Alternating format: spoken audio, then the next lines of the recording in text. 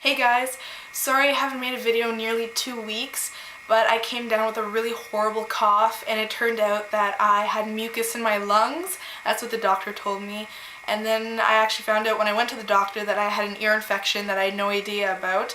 I didn't really feel it, so I had to go on antibiotics. Today was the last day I had to take the antibiotics, so I'm feeling a lot better. Today was probably the first day where I haven't coughed like every 5 minutes. I had this horrible cough, and so I was finally feeling better to do this video, so I decided I would get ready and do it this Saturday afternoon. So I apologize, but I'm going to get back into the hang of it, and I'm going to do this video on the books I read last month. So it's on my March 2011 reads.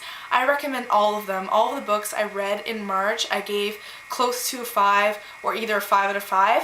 And yeah, it was a great month for reading. Again, I read only 5 books. It's like a trend. Every month I've read 5 books. So hopefully in April I can break that trend. So yeah, thank you again for watching. Sorry for my absence, and I hope you enjoyed this video. First book I read in March was The Demon Trapper's Daughter by Janet Oliver. I actually did a review on this and I absolutely loved it.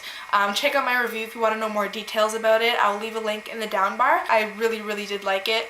There's only one thing that held me back from giving it a 5 out of 5, and that was the pace of the book, because with me I'm all about like fast-paced books, and at times it can have a slow pace, I understand that, but this one, there was a huge chunk of the book where it was really slow. Overall, I really did like it because the concept is so cool. Yeah, I gave it a 4.5 out of 5-ish. Really, for some things I can give it a 5 out of 5, but overall I gave it like 4.5 out of 5. I definitely recommend it. Check it out. It puts a whole new spin on the future, and it includes demons, and it's so cool. It includes characters who are demon hunters, and there's a really cool plot that has so many twists and turns that left me so captivated. So definitely check it out. The second book I read in March was Outside In by M.I.A. V. Snyder. This was an amazing sequel. I heard somewhere that there's not going to be a third book and that this is the final book, but I really hope there is, because I love the world that M.I.A. V. Snyder created, and I've fallen in love with the characters, so I don't want to stop reading about them. The first book of Inside Out is about a girl named Trella, and she is someone they call a scrub because she is one of the thousands of people in this world that cleans the pipes for the upper level. So she has to keep the level clean for the uppers, and she's known as the Queen of Pipes because she knows every little nook and cranny within the pipes, and she's kind of like one of the best, I guess you'd say. She keeps to herself. She's not very outgoing. She doesn't really like to talk to the other scrubs. She only has one best friend, who is Cog. So pretty much we follow her, and it turns out into this whole mystery within the world, and she kind of has to figure things out, and it turns out that she's going to be a leader of a whole rebellion within the world. And I definitely recommend it. This is what the first book looks like. Trella is pulled into this intricate plot, and she has to figure out this whole mystery, and it turns out into this rebellion within the world, and you just have to read it to experience it, because Trella's world is so fascinating. And it may sound a little weird when I describe it because it is so different from anything out there, but it turns out to be such an exciting novel, and the sequel was great, and the first book was so good as well, so I definitely recommend it. Very cool. I hope there's a third book. I gave this a 5 out of 5 because I really did love it. The third book I read in March was Vesper by Jeff Sampson, and I really loved this book. I didn't have high expectations. I thought it'd be like an okay book, but it totally exceeded my expectations because it was so much fun. The plot was incredibly exciting, and I fell in love with the characters, and the plot turned out to be so much more than I expected. It was really intricate, and the twists and turns that came up were so like exciting and completely unexpected. So that's what I loved about this, is because it was kind of like a roller coaster ride. Overall, I really enjoyed this. I finished it in like 2 days. Like, it was so captivating. I didn't want to put it down, and the plot is definitely different than the other books out there. I gave it a 5 out of 5. It's about a girl named Emily Webb. She keeps to herself. She's kind of the girl who hides in her hoodies and listens to music. She's shy in a sense. She doesn't really talk with other people, and she only has her best friend who she really talks to and who she's really close with. And she's definitely the type of girl not to go to parties. She likes to watch old horror flicks until one night that kind of changes. One night she gets a call from her best friend telling her that another girl named Emily died and was murdered. Emily Webb, our main character, didn't know this other Emily because, you know, she's not the type to socialize, so she didn't get to know this girl. She only knew her as the other Emily. So as her best friend's telling her this on the phone, she realizes that she had one leg out the window and that she was heading outside for some reason. She didn't know what compelled her to open the window and start climbing out. The phone call from her best friend kind of like snapped her out of it, and she realized, okay, what am I doing? Why is one leg out the window? Where was I trying to go? That's kind of the start of this whole mystery, is that every single night up from that girl's death, at around 8 o'clock at night, Emily turns into this different girl. She turns into the opposite of who she actually is.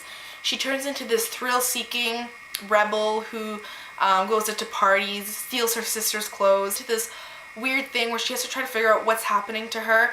By day, she's normal, boring Emily, and by night she turns into a thrill-seeking rebel who's the complete opposite of who she is.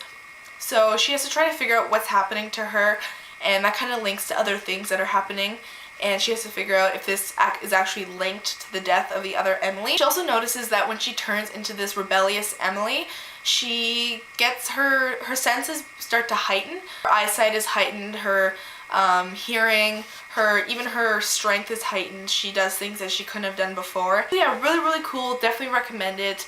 It was a short, quick read that was so captivating and so exciting, so definitely check it out. My favorite book of March was Anna and the French Kiss by Stephanie Perkins. I don't know what to say about this right now because there's so much I want to say, but I can't because of spoilers, but I just loved it so much. It's really hard to explain my love for this book because it kind of goes beyond words, but I'm sure you guys have heard endless amount of reviews of people gushing over this book, and yes, I'm gonna gush about it too because it was so good. The cover doesn't really show what this book is really about. The cover is kind of I don't know, it shows how cute this book is, but there's so much more to the book that the cover doesn't show. It's hard to explain, but it's like a roller coaster of drama and relationships and love and romance and heartache all together that make it really captivating. I started this book one afternoon and I finished it the very night, the same day, and it was just so good. I was so captivated. I did not want to put it down at all. I think I only put it down once, and then I pretty much read this in 2 sittings. If you love romance, YA romance books, definitely check it out.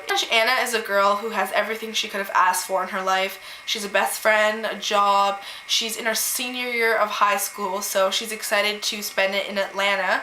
But it turns out that her father wants her to attend a boarding school in Paris, and she's given no choice. She's pretty much told that she's going, and before you know it, she's attending a boarding school in Paris. She's caught off guard, she's really upset, she's kind of shocked. So when Anna starts crying, her neighbor in the dorm, who is Meredith, consoles her, helps her out, tells her that, you know, she cried on her first day here too. Meredith has a lot of friends that Anna does meet, and Anna meets one of Meredith's friends, who is Etienne St. Clair.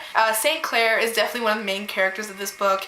He's a really good looking guy, and he's kind of like the guy who every single girl swoons over. But the thing is that St. Clair, he has a girlfriend, and their relationship has been long term. They haven't been together for a little while. They're very serious about one another, so Anna realizes that she can't pursue him. You know, she's not going to be like the other girls who pursues them. She just wants to be his friend. But don't think it's just one little romantic love story. It's really not. It's so much more than that, and I was definitely, my expectations were so high going into this, but after I read it, it managed to exceed all my expectations. Stephanie Perkins is definitely one of my favorite authors now. Her writing was so witty and charming, and there's so many funny moments. It's hard to explain because it's all wrapped up in this amazing book, and there's ups and downs, and you're going all around with the characters, and it's really good. So 5 out of 5 for Anna and the French Kiss. It was incredible and really captivating. But yeah, I finished it so fast, and oh my god, it's so good, so definitely check it out. The last book I read in March was 13 Reasons Why by Jay Asher. and I was really excited to read this book because it sounded really intense, and I was just excited to kind of learn about the characters and see what happens in the end because the plot sounds really intense. I think I'm going to do this and that chat about it because I think that the message is so great within this book. So I'm not going to talk too much about the plot because I want to do a separate video on it because I want you guys to know what the author is trying to tell you within this book. It's not a spoiler, I just want to talk about the message behind this book. It doesn't give away what happens, but I just think that you don't have to read this book to know what the book tells you. I think it's kind of like a life lesson, and it could definitely change the way you live your life every single day. And that's why I really like this book, is because of the message. So Clay comes home from school to discover a package on his porch steps. And after he opens the package, he discovers that there's 7 cassette tapes. And after he reads the note and listens to the first tape, he realizes that Hannah Baker has recorded her voice on these tapes telling him why she killed herself. And that's really hard to read about because it's such a sensitive topic. So there are 13 reasons why Hannah killed herself, and there's 7 cassette tapes, but each cassette tape has side A and B. So that makes for a total of 13 reasons why, because the last tape, number 7, only has one side to it. So pretty much Clay has to listen to these tapes, figure out why she killed herself, because if you receive this package, that means that you are one of the reasons why she killed herself. And Clay struggles to understand why he's on those tapes. He didn't know what he did. Hannah was like his crush, but he never had the courage to talk to her. So it's definitely an emotional roller coaster. I gave this book 4 to 5 because I felt that there was kind of like a disconnect between me and the characters. I liked them, but I didn't really connect with them as well as I think you should with a book. And there was just kind of something missing for me there, but overall I really did like it because of the concept and the way it was carried out. I was really captivated, and I was so anxious all the time to see what was going to happen in the end, and each chapter reveals something else about her death, so I just wanted to know, what was going through her head at the time, what led her to do that to herself, and it was really powerful, intense, and it made for a very captivating read. So thank you for watching. That was my video. Yeah, March was a great month for books, and yeah, I was excited to talk about those, so I hope you guys check them out. If you've read them, let me know how you like them. I'd love to hear that. Soon, I need to do reviews. I have tags I have to do. I need to do a haul because I need to do a really big haul because I've bought a lot of books in the past couple weeks. And yeah, there's just so many videos I want to do, but I feel like there's not enough time. Thank you for watching. Sorry for being absent again, and yeah, I hope you guys enjoyed. Happy Easter, by the way. I hope you guys are having a great long weekend, and I will see you soon. Bye.